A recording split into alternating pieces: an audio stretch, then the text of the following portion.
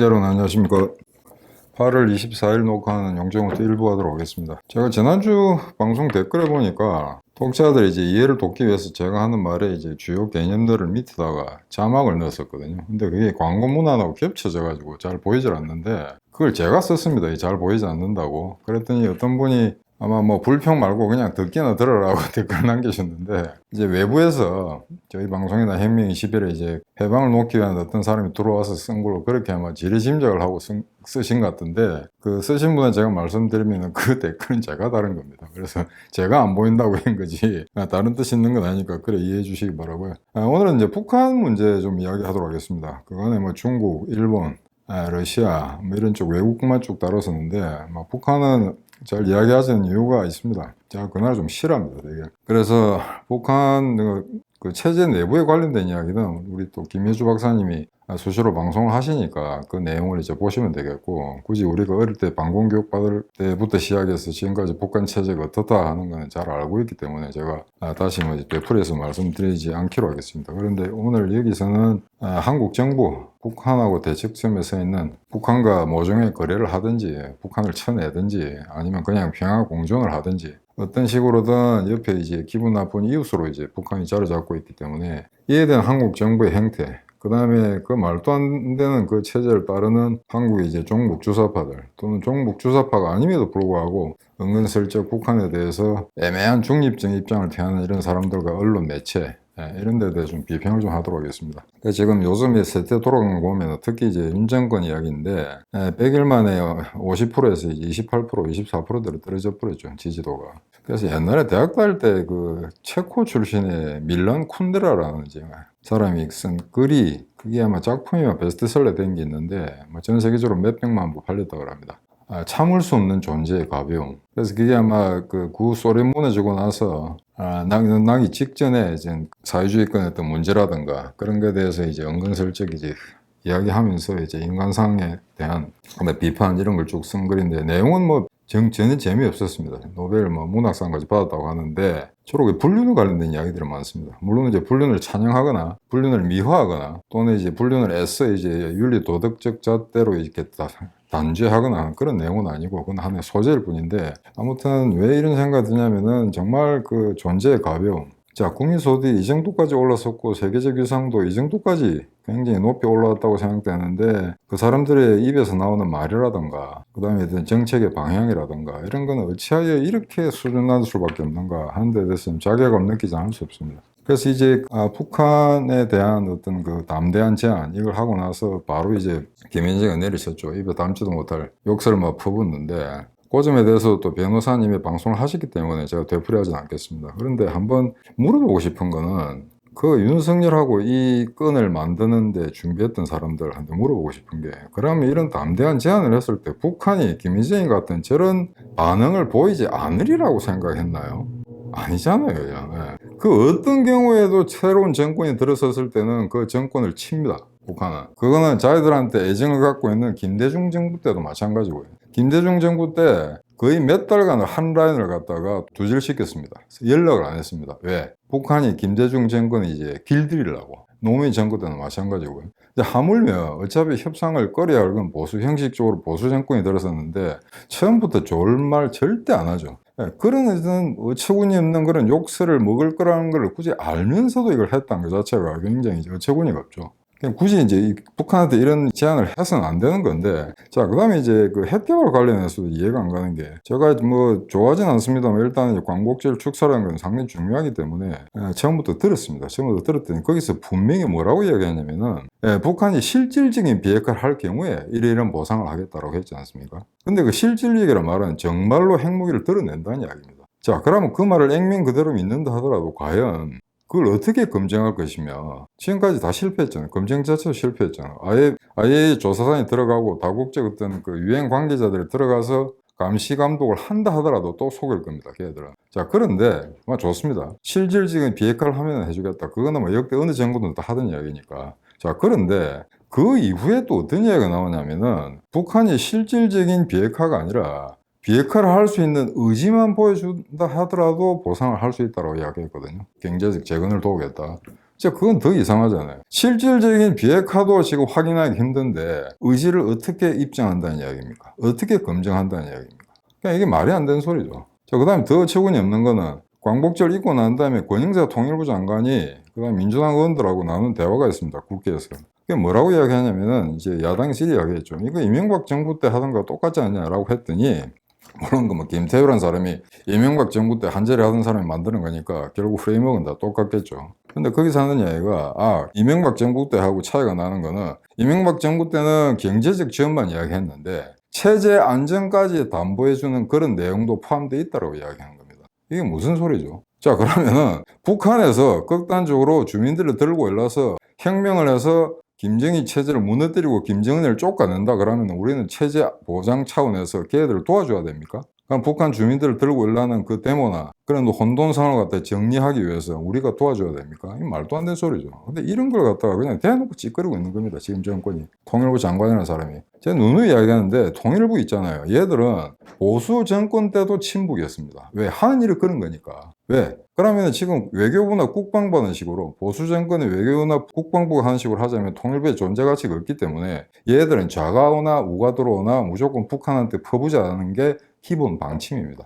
따라서 대표님이 통일부를 없애자는 이야기가 거기서 나온 겁니다. 통일부가 있었던 나라는 없습니다. 독일 같은 경우에도 내독성, 그러니까 우리로 치면 내무부에서 관리를 했지 통일부라는 게 따로 존재하지 않았습니다. 전 세계에 그런 부처를 가진 나라는 없습니다. 그냥 인력 사가지고 돈만 들어가고 그리고 이제 뭐 그 조직을 유지하기 위해서 계속 문건 만들어 나가고 또 대도한 이런 제안을 하게 되는 거죠. 그래서 정말 이상한 게 이게 IQ가 세 자리가 되는가 뭐 심스러운 게 욕을 얻어먹는 걸 뻔히 알면서 한다면 굳이 할 필요가 없잖아요. 근데 이걸 왜 했냐 이겁니다. 예. 이게 머리가 아마 김태효에서 아마 대충 아마 와꾸가 짜였을 건데 저도 김태효 좀 개인적으로 좀 압니다만 이 양반이 옛날에 이제 외교관도 굉장히 깊은 관계를 맺었을 거예요. 그래서 이 사람이 이제 문서를 잘 만듭니다. 어떤 복잡한 논쟁거리가 있을 때 그걸 개념화해서 요약 정리를 굉장히 잘하는 사람으로 알려져 있습니다. 그래서 한간에는 이 양반을 잘 아는 그 옛날에 외교안보연구원 교수들이라든가 외교부 관리들은 이 사람을 액자라고 불렀습니다. 액자. 자, 이게 막 흐트러지는 것 같다. 이 액자에 잘 정돈한다는 얘기죠. 그런 점에서는 상당한 능력이 있는 사람인데, 자, 이게 이제 공무원의 한계죠. 뭐냐면 공무원들이라는 거는 직급이 낮거나 높거나 문장을 잘, 현학적인 그런 문장들을 잘, 단어들을 잘 사용해서 문건을 만든 다음에 그걸 제출을 합니다. 결제를 받고. 그러면 그 제대로 되는 문건이 나왔다고 하면 그거로 성공된 줄로 착각하는 겁니다. 문제는 공무원들이 만든 문건이라는 거는 어떤 사안에 대처하기 위해서 가장 기초적인 출발점이지. 그게 전부가 아니거든요. 우리가 아무리 100점짜리 리포트를 만들어준다 하더라도 양재회의, 국제회의에서 그걸 말하는 대표가, 한국 정부 대표가 삽질을 한다거나 대도하는 말을 한다거나 아니면 내용은 좋은데 영어를 어마어마하게 어눌하게 이야기해서 굉장히 이제 뭐 주변 사람이 이제 따끔한 이제 눈초리가 있다든가 이렇게 되면 이건 실패작이죠. 실사 60점짜리 70점짜리 보고서를 만들었다 하더라도 그걸 가지고 100점짜리 효과를 내는 관리자들이 있습니다. 그게 능력이 있다는 공무원이죠. 그래서 이 경우는 아마 김태우가 이걸 아마 만드는데 상당히 관여했을 거로 압니다. 왜냐하면 그게 이명박 정부 때 나왔던 제안하고 거의 흡사하니까 말이죠. 그렇다면 이거는 결국에는 전혀 뭐 신선한 것도 없다. 그 다음에 권영세가 야당 의원들하고 하는 이야기에 이거 뭐 북한의 체제 보장까지 암시하고 있는 내용이다. 이건 정말 어처구니가 없죠. 그래서 지금 결국에는 엄청난 실패를 한 거다. 처음부터 대북 관계에 있어서. 대북 관계에 있어서 전하 대표님 같은 경우는 그렇게 생각하고 있습니다. 아쉬운 쪽에 뭔가를 제안하기 때문에 기다려라 이거죠.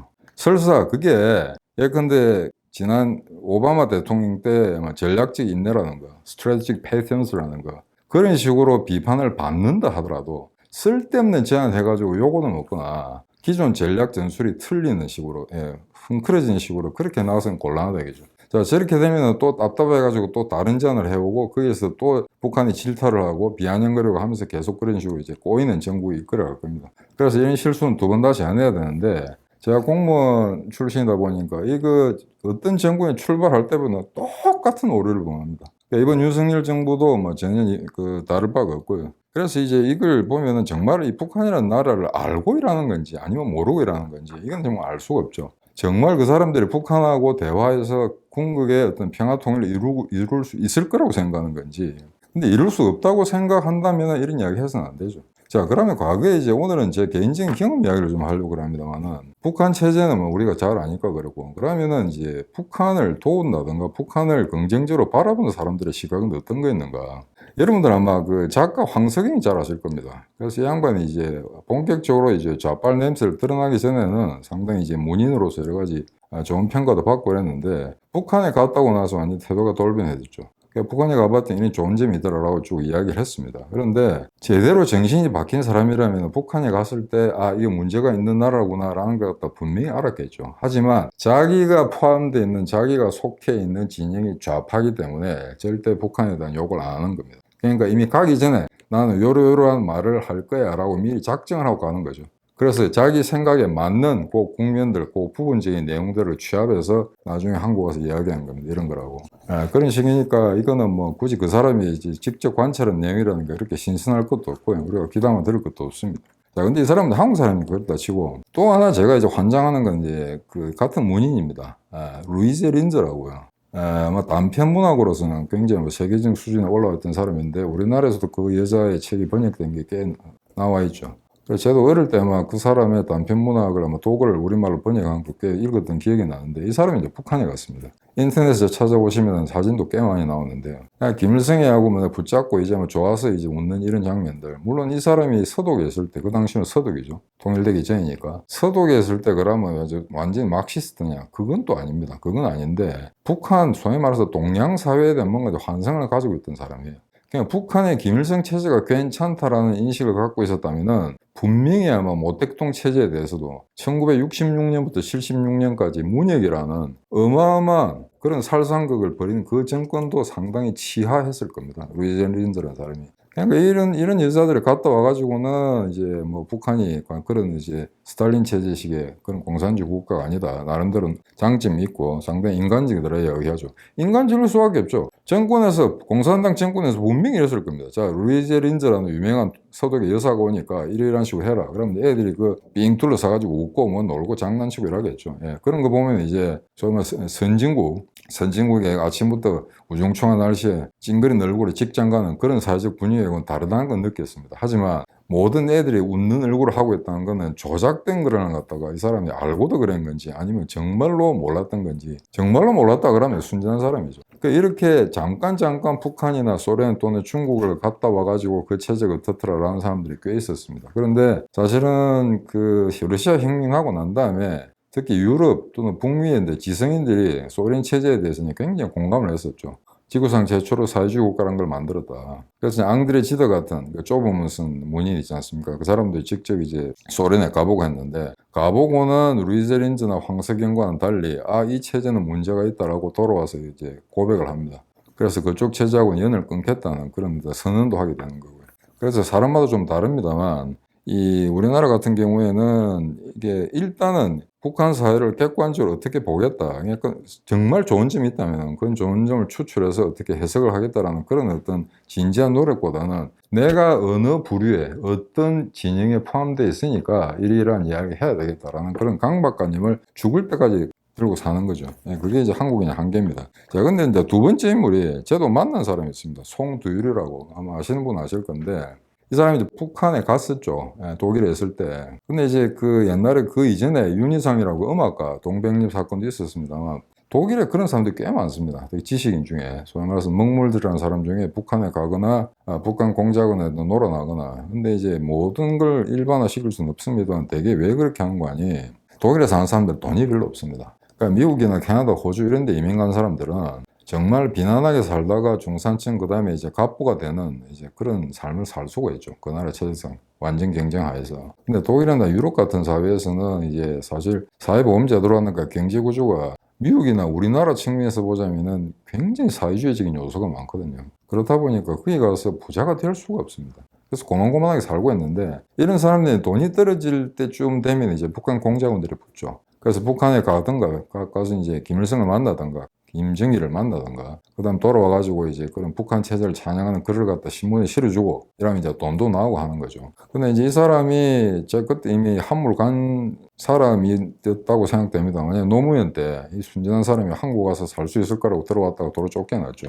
그런 일이 있고 난 다음에 제가 2006년에 이제 독일 대사관에 근무하기 위해서 갔다가 거기서 이제 3년을 있었는데 그때 무슨 일이 있었냐면은 이거 조금 깁니다. 한번 들어보시기 바랍니다. 거기 이제 그 한국인 2세들이 있습니다. 독일 사회에서 이제 그 우리말은 잘 못하죠. 독일어만 하고 영어만 할 줄 아는 그런 사람들인데 얘들이 한국인의 정체성을 찾자라는 프로그램을 만들어서 정부에서 이제 지원을 하기로 했습니다. 그래서 제가 그때 한 3,000유로 정도를 보고서를 써서 이걸 지원해 주자. 왜냐하면 기특하잖아요. 우리가 이제 너가 정체성을 갖다 확인하라라고 우리가 자료를 마련해 준 게 아니고 자기들이 그런 세미나를 하겠다고 한 겁니다. 그래서 정부에서 좀 보조금을 주면 좋겠다. 그래서 뭐 몇천 불 주는 건 아깝지 않다라고 생각해서 한 2,500인가 3,000유로를 제가 줬던 기억이 납니다. 그런데 그 준비 과정에서 갑자기 대사관에 이제 국정원 직원이 이제 묘한 걸 발견한 거죠. 그 사람들 준비 과정에 팜프렛 같은 걸 보니까 송두율이가 거기 나와서 강사로 나와 있다는 겁니다. 강사가 아니고 그러니까 모더레이터죠. 그러니까 두 사람이 같이 한 모더레이터 중 한 사람입니다. 그죠? 그러니까 반정부, 한국으로서는 반정부 인사인데 왜 이 사람이 여기에 들어와 있는가. 그래서 제가 그 주최지 찾아갔습니다. 이 사람이 분명히 반환적인 사람인데 이 사람이 만약에 그 세미나에서 반환적인 발언을 하게 되면 돈을 한 푼도 줄 수가 없다. 왜? 옳든 그러든 자기 나라 정부를 갖다 비난하고 비방하는 사람이 주관하는 행사나 그 회의에 우리가 정부가 돈을 준다는 건 말이 안 된다고 하죠. 그랬더니 나중에 협의를 해봤더니 거기서는 절대 정치적인 발언을 하지 않겠다라는 이제 전제 조건을 따른 겁니다. 그래서 무사히 예정된 날짜에 이제 했습니다.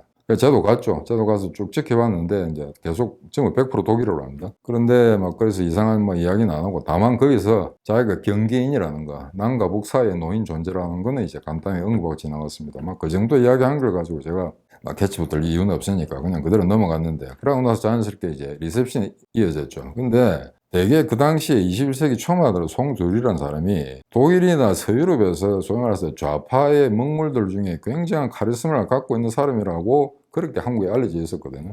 근데 전혀 아니었습니다. 왜냐면은 그 행사에 꽤 많은 한국 사람들이 왔었는데 거기 이제 제독 교민이라는 게 젊어서 빨갱이들이 많습니다, 이게. 그러면서 한국 주관의 행사도 찾아오고 그러죠. 옆에 아무도 안 가는 겁니다. 송두리 옆에.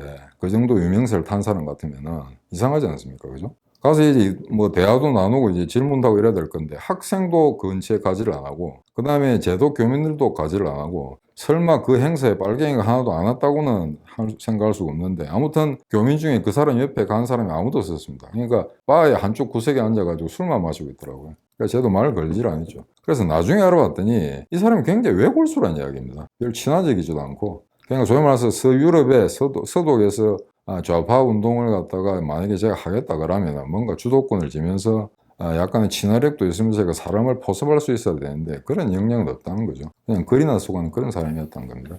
그래서 그걸 보고 이 정말 이게 몰락의 끝이 없구나라고 생각했었는데 그 이후에 이제 전해든 이야기로는 이 사람이 북한에 갔었죠. 북한에 가 돈도 받고 했는데 처음에는 이제 잡아뗀 겁니다. 국정원에서 조사를 하니까. 근데 자기 친구 중에 독일에서 박사위 받은 이제 박성우라고 있습니다. 근데 그 사람이 직접 전화를 걸었던 모양이에요. 야, 니하고 내가 친구 아니냐. 그러니까 내가 어디 가서 니한테 법적으로 이제 곤란한 진술을 할 수는 없으니까 내한테만 솔직히 털어놔봐라. 니 정말 북한하고 연락했냐 했더니 송두리가 절대 안 했다는 겁니다. 자기는 무죄라고. 한국 정부에서 뒤집어 씌운 거라고. 근데 나중에 북한하고 송두리하고 오갔던 이제 팩스가 발견이 된 거죠. 그래서 이제 빼도 박도 못하게 돼서 결국 국가보안법에 이제 걸리게 됐는데 그때 이제 박성호라는 사람이 하는 이야기가 이게 정말 그 사람도 약간의 이제 그 뭐 좌파 진영에 속한 사람이긴 합니다. 근데 송두율이라는 인간이 같은 친구인데도 이 거짓말을 하더라. 그러니까 이 북한 공산당의 지시나 그다음에 여기에 포섭된 사람들의 행각이라는 게 어떤 내용을 나타내는 거 여러분들 잘 아시겠죠? 어릴 때부터 굉장히 친하게 지내던 친구한테도 그 사실을 숨긴다는 이야기입니다. 그러니까 이게 북한에 있는 사람이 아니고 북한을 추종하는 남한에 있었던 사람들의 생각이거든요. 그러니까 이거는 아마 이 연을 끊기가 그리 쉽지는 않을 겁니다. 그러니까 처음부터 그 근처에는 이제 얼쩡거리지 말아야 되는데 이게 보면은 이제 송두율 같은 경우에 보면 좀 굉장히 실패한 인생으로 제 느낌은 그렇게 규정을 하거든요. 그래서 송두율이 만나고 이런 사건이 있을 때 또 어떤 일이 있었냐면은 여러분들 윤희상이라고 할 겁니다. 지금은 나이 좀 어리거나 젊은 사람들은 잘 모르는데 우리 때는 되게 시끄러웠죠. 동백님 그것도 뭐 또 북한하고 연루돼서 북한에 돈 받고 했으니까. 근데 이제 노무현 정권 때 했으니까 제가 독일에 근무할 때 이 윤희상 가족이 우리를 찾아온 겁니다. 대사관에 찾아와가지고 윤희상 기념관을 독일에 만들어 달라는 거예요. 그래서 일단 이거 신청서를 내라. 신청서를 내면 그걸 영국 검토해서 결과를 알려주겠다라고 했죠. 거기서 뭐 내가 된다 안 된다 제가 결정할 수 있는 권한은 없으니까. 그래서 제가 한 이야기를 했습니다. 그런데 우리의 규정상 외국의 한국과 관련되는 특정 인물의 기념관, 박물관을 만들 경우에는 박물관이나 기념관을 설치하는 그 시점에서의 자금 지원은 들어간다. 다만 유지관리비는 한 푼도 줄 수가 없다고 이야기한 겁니다. 그러니까 이게 핵심입니다. 왜? 독일에서 건물 지어가지고 유지관리하는 게 어마어마하게 돈이 듭니다. 그거 윤희상 만들어 기념관 만들었다고 하루에 그 입장권 몇 장 팔리겠어요. 또 유지가 안 되거든요. 그게. 난방비가 겨울 되면은 아마 교회 건물 같은 경우에는 거의 10,000유로가 들어가거든요.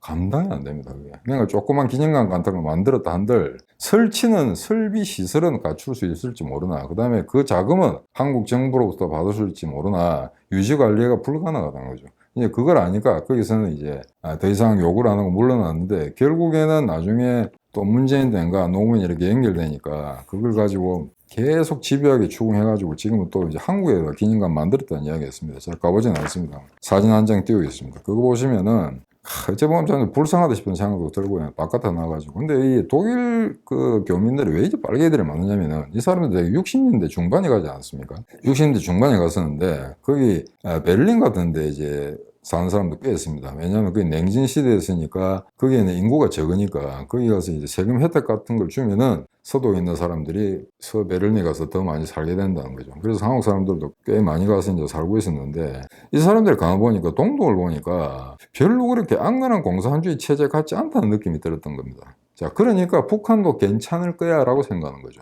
왜냐하면 60년대 초반 중반쯤 되면은 6.25 전쟁이 끝나고 난 뒤에 10년 정도 조금 지난 상황이기 때문에 북한의 어떤 그 악랄한 어떤 그 살상이라든가, 그 다음에 가혹한 박해, 인권 탄압 이런 것에 대해서 그렇게 소상하게 알리지 않았을 때였습니다. 그러다 보니까 이 사람들이 사회주의 국가 중에 가장 그럴듯한 동독이 바로 서독 옆에 있으니까 그거를 보고는 저게 사회주의의 표준이라고 생각했던 겁니다. 그런데 북한 공산당 그렇지가 않죠. 사회주의나 공산주의 체제 중에서 가장 악랄한 국가였거든요. 그러니까 동독하고 북한이라는 거는 너무나 어찌 보면은 사회주의 스펙트럼 안에서 양극단에 있는 건데 그걸 갖다가 동일시했던 겁니다. 그러다 보니까 이 사람들이 북한에 빠지기 쉬운데, 하나 한심한 거는 제가 했던 베를린에 북한 대사관이 있습니다. 그 대사관에 가는 행사에도 가고 한국 대친들 행사에도 와가지고 밥을 먹습니다. 양쪽에서 얻어먹고 하는 거죠. 근데 왜 그렇게 될 수밖에 없는가 하는 거는 아마 우리 그때 간호원하고 광부들이 60년대 가면서 그런 어떤 특수한 그 환경에서 비롯된 이제 문제가 아닌가, 그렇게 제 나름대로 이제 판단을 하고 있습니다. 그래서 이걸 이제 북한 체제 이야기를 하면서 쭉 보자면은 결국 1990년대 소련 체제가 완전히 무너지고 난 다음에 아직도 북한이라는 존재가 남아있다. 이걸 보게 되면은 저는 이런 생각을 하게 됐습니다. 이건 좀 민족적인 DNA 문제가 있는 것이 아닌가. 왜냐면은 동유럽 같은 경우는 해보다가 안 되니까 이게 역사적 실험은 끝났다, 사회주의 공산주의는 안 된다라고 포기하고 돌아섰지 않습니까? 근데 그걸 보고도 바뀌지 않는다는 거죠. 물론 탈북한 사람들 이야기 들어보면은 어떤 반대 의견을 내거나 데모를 하거나 그렇게 할 수 없는, 도저히 할 수 없는 억압적인 체제이기 때문에, 나치 독일이나 스탈린식 공산주의 체제하고도 또 다른 차원이기 때문에 도저히 숨을 쉴 수가 없다는 거죠. 그래서 그런데 밀란이라든가 의거라든가 그런 거 할 수 없는 체제다라고 이야기하고 있는데, 자, 그렇다면은 전 세계 모든 사람들이 사회주의 공산주의를 해보고 아니면 아니다라고 이야기하고는 그 체제를 포기를 하는데, 왜 그럼 한국 사람들, 그 다음에 북한에 있는 저 북한 사람들 그걸 갖다 그대로 받들고 살까 하는 문제, 그거 좀 이해가 안 가죠. 그래서 제 나름대로 이렇게 생각합니다. 이 공산주의 사상이라는 거하고 전통 반봉건 사회의 유교 시스템을 갖고 있는 나라의 어떤 사상 체계가 결합될 때 인류 역사상 가장 악랄한 사고 체계가 나온다는 거예요. 그게 지금의 북한이라는 겁니다. 그러니까 공산주의 체제라는 게 이슬람, 그다음 불교라든가 기독교라든가 가톨릭이라든가 이런 거하고 전목에 대해서 어느 정도 공존을 할 수 있는데, 완전히 혼용, 완전히 퓨전 돼가지고 전혀 질적으로 다른 체제가 나타나는 게 북한이라고 보시면 될 것 같거든요. 제 나름대로 그렇게 규정을 하고 있습니다. 그렇기 때문에 이거는 쉽지가 않다. 따라서 윤석열이 정권이 바뀔 때마다 무슨 담대한 구상 이런 거 갖다가 프로포즈를 낸다고 해서 절대 받아들여 줄 있는 체제가 아니라는 거죠. 그러니까 적당히 협상해서 5대5로 해서 평화 공존을 하다든지 서로의 주장하는 바를 갖다 조금씩 양보해서 뭘 얻어내자라는 그런 체제가 아닙니다, 북한은. 따라서 그 어떤 시도나 북한을 꼬드기거나 북한과 뭔가 협상을 하겠다 하는 시도는 전부 끝장이 난다는 거죠. 실패로 끝난다는 겁니다. 그럴 수밖에 없죠. 왜? 이 아말감이라는 거, 공산주의와 유교 체제의 아말감이라는 거는 인류 역사상 가장 악랄한 체제고 더 이상 북한 아니면은 존재할 수가 없는 체제입니다.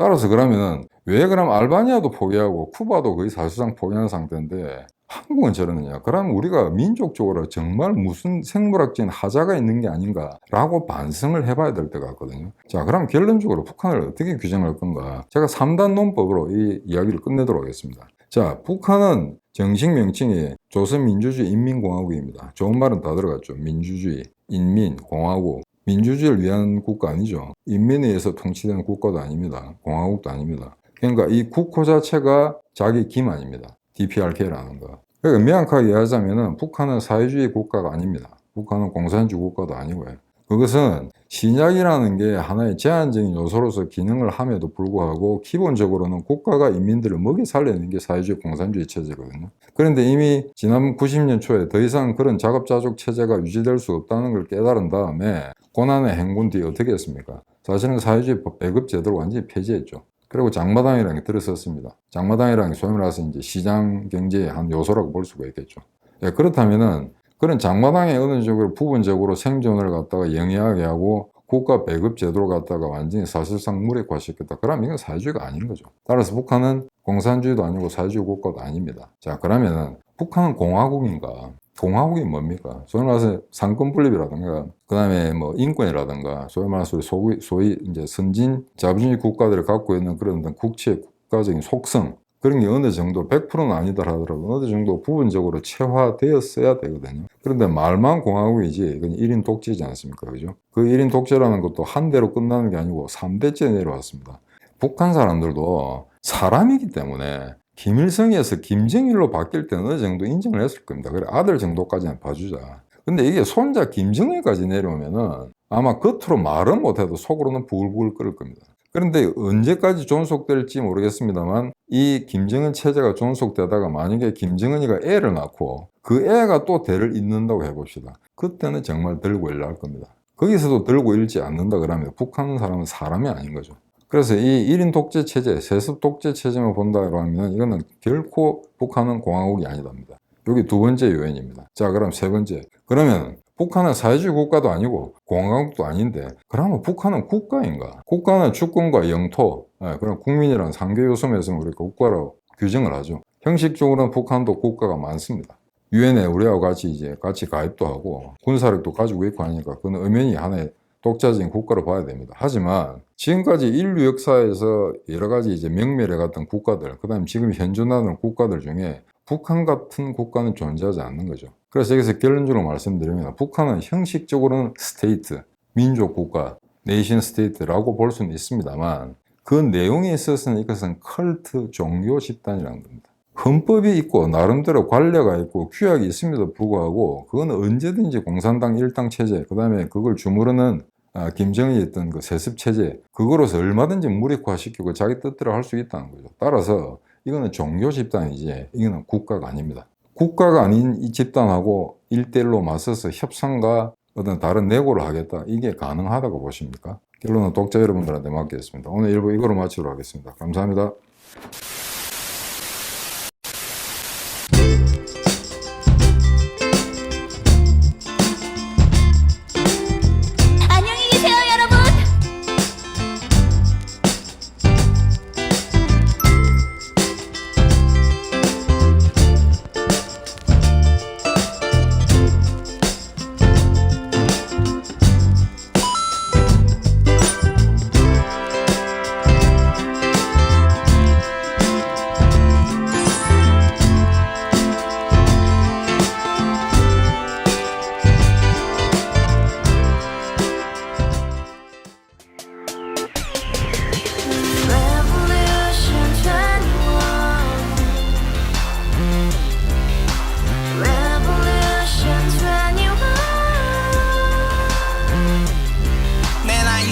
월세 30 코인 빚만 300 서울에 온 지 벌써 10년 아둥바둥 버텼지만 여전히 난 반지 하에 제왕 곰팡이 연문제약 내비랭 깡통 망통 완전히 폭망 구시원 창문만큼 작아진 내 꿈 연애 결혼 내 집 모든 게 헛꿈 1년 전 떠난 여친 울며 말했지 같이 스파차 평생 가본 게 꼭꼭꼭하지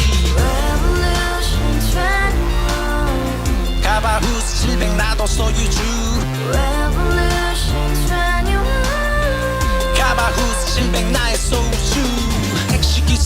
알아보지 마 특히 우런 무늬 우리 집안 다 털어봤자 후술 그래 개선민 내 미래 거기서 팍 끝난 거지 팍더 이상 노력 따윈 괴물이 스펙 찾아서 말리 비 오는 날 알바 잘려 맨날 학원 날 개쳐 발려 밤비 내리는 양화대교 홀로 걷고 있을 때 현수막에 아로 새겨진 평당 700짜리 아파트 다 같이 소리 질러 혁명 21 Revolution 21 가바후스 700 나도 소유주 Revolution 21 가바후스 700 나의 소주 You and I, we live together in the house Brand new day, and your dream had just begun Yeah